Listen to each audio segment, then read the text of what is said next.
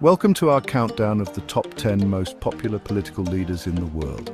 Now you might be thinking, popularity, isn't that a bit reductive when we're talking about people who control nuclear weapons and trade agreements? And to that I say, you're absolutely right. But also, where else are we going to find a photo of Vladimir Putin riding a horse shirtless? It's all about balance, people. Over the next little while, we'll be diving deep into the careers, policies, and yes, even the approval rating of the people who are shaping our world. Whether we like it or not, we'll examine their successes, their failures, and those moments that made you wonder if they were taking advice from a magic 8-ball. Buckle up, because it's about to get globally significant in here. Let's dive right in. So, first up, we've got Joe Biden, the man who took the phrase nap time from toddlers and applied it to the Oval Office. Just kidding, or am I? Look, the man is up there in years, we all see it, but age has its advantages, namely experience. After 4 years of unconventional leadership, America was ready for a bit of grandpa knows best energy. Biden's popularity, much like his hairline, has receded a bit since he took office. Governing is like making a souffle while riding a unicycle on a tightrope. It's impressive if you can pull it off, but most people just end up with egg on their face. Domestically, he's been praised for handling COVID-19, though some argue he could have been quicker on the vaccine rollout. And let's not forget the whole Infrastructure Week saga that seems to be eternally ongoing. Internationally, he's been trying to repair America's reputation abroad. Doable, but it takes time and effort. But hey, at least he's not tweeting about his enemies from the toilet at 3 a.m., right? That's got to count for something.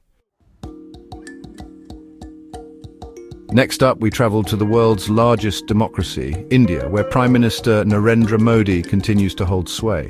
Modi's brand of Hindu nationalism has proven to be both popular and controversial, kind of like pineapple on pizza. You either love it or hate it, but you can't deny its impact on the global palate, or in this case, the global political landscape. Modi's supporters praise his economic reforms and his strong stance on national security. They see him as a decisive leader who isn't afraid to make tough choices, like that time he decided to ban high-value currency notes overnight. Bold move, Modi, bold move. His critics, however, accuse him of eroding India's secular traditions and of silencing dissent. They point to the increasing intolerance towards minorities and the crackdown on freedom of the press as evidence of his authoritarian tendencies. Love him or loathe him, there's no denying that Modi is one of the most influential figures in global politics today. Angela Merkel, the woman who held onto the Chancellorship of Germany longer than most people hold onto their car keys. Seriously, the woman was in power for 16 years. That's like 3 papacies, 5 US presidencies, and approximately 72 dog years. Merkel was known for her steady hand, her pragmatic approach to politics, and her unwavering commitment to her signature pantsuit collection. She was like the reliable aunt of Europe, always there with a sensible cardigan and a plate of cookies, ready to mediate family squabbles and offer sage advice. Under her leadership, Germany became an economic powerhouse, a beacon of stability in a turbulent world, and the country everyone else secretly wished they could be when they grew up. But even the most durable of leaders eventually have to step down.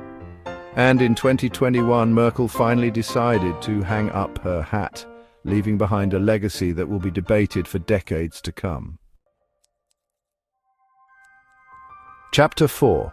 Vladimir Putin, Russia's eternal enigma. Ah, Vladimir Putin, the man who makes Machiavelli look like a naive schoolboy. This is a leader who rides horses shirtless, invades neighboring countries for breakfast, and probably knows the Wi-Fi password to every Starbucks in Crimea. Putin's hold on Russia seems to defy all logic and reason. He's been in power for over 2 decades, consolidating his authority, silencing dissent, and generally making life difficult for anyone who dares to question his rule. He's a master of propaganda, a skilled manipulator of the media, and let's be honest, he probably has compromising photos of half the world's leaders. But despite his authoritarian tendencies, Putin remains a popular figure in Russia. Many Russians admire his strength, his decisiveness, and his willingness to stand up to the West. Chapter 5, Xi Jinping, the Emperor's New Clothes and Economy. Xi Jinping, the man who put the party back in Communist Party. And by party, we mean absolute control. Xi has consolidated power in China to a degree not seen since Chairman Mao, which, depending on your perspective, is either a good thing or a terrifying harbinger of things to come. Under Xi's leadership, China has continued its economic rise, becoming a global superpower with a reach that extends far beyond its borders. But this economic progress has come at a cost. Human rights abuses are rampant, freedom of speech is non-existent, and the Chinese government seems to have a surveillance camera for every citizen. Xi's vision for China is clear: a powerful, prosperous nation that is a dominant force on the world stage. The question is, at what cost? Chapter 6, Boris Johnson, Britain's blustering Brexit brat. Boris Johnson, the man who looks like he styles his hair with a leaf blower and his policies with a magic 8-ball. He once said, "My chances of being PM are about as good as finding Elvis on Mars or being reincarnated as an olive." Well, Elvis hasn't been found on Mars yet, and Boris hasn't turned into a salty Mediterranean snack. Johnson's premiership has been a wild ride. He finally dragged the UK out of the European Union, though not without causing a right royal mess. His handling of the COVID-19 pandemic was eventful, involving U-turns and mixed messages. Yet Johnson remains a popular figure in British politics. Perhaps it's his bumbling charm or his ability to laugh at himself. Whatever the reason, Boris Johnson continues to be a force to be reckoned with. Chapter 7. Emmanuel Macron, the man who makes being president of France look as effortless as a perfectly tied scarf.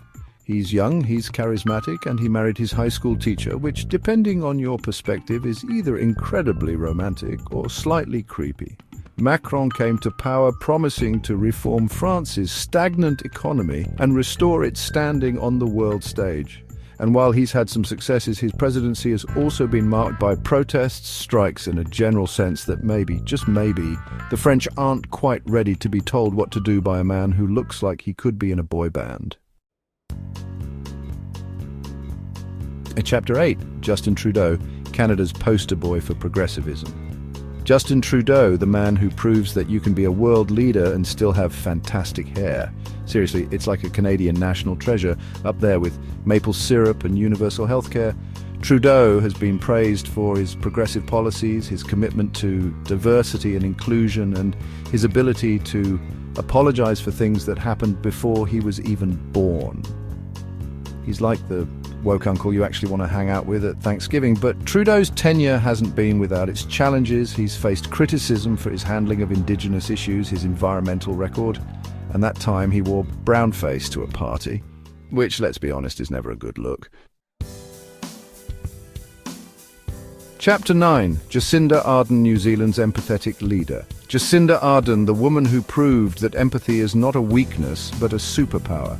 Ardern's compassionate leadership style, particularly in the wake of the Christchurch mosque shootings and the COVID-19 pandemic, has made her a global icon. She's shown the world that it's possible to be both tough and kind, to lead with both your head and your heart. She's the kind of leader who makes you want to be a better person, or at least recycle more. Chapter 10, Jair Bolsonaro, Brazil's controversial captain. Jair Bolsonaro. The man who makes you wonder if Brazil accidentally elected their version of Donald Trump. Bolsonaro is a far-right populist who has been accused of racism, sexism, homophobia, and basically every other ism you can think of. He's a climate change denier, a defender of torture, and he once told a congresswoman that she wasn't worthy of being raped by him. Charming. Bolsonaro's presidency has been a disaster for Brazil, both domestically and internationally. He's presided over a surge in deforestation in the Amazon rainforest, a spike in COVID-19 deaths, and a general erosion of democratic norms. Outro. So who's leading the world?